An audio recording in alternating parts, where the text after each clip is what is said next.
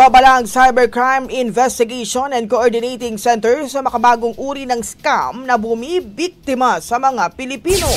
Ito ay ang tinawag na deepfake phishing.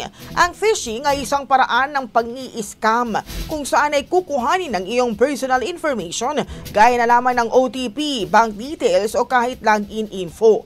Ginagawa na ito noon pa gamit ang mga phishing websites o yung mga pekeng websites sa pinagbumukhang lehitimong website para maglagay ng mahalaga mong data o information. Kasabay ng mabilis na development ng AI o yung artificial intelligence, lalo pang naging advanced ang deepfake.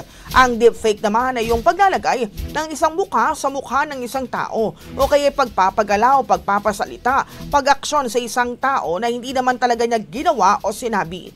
Maaari rin itong gawin sa boses at emails o direct messages. Babala ng CICC, huwag basta-basta maniniwala sa mga nakikitang post sa social media at i-verify muna ang source para hindi maloko.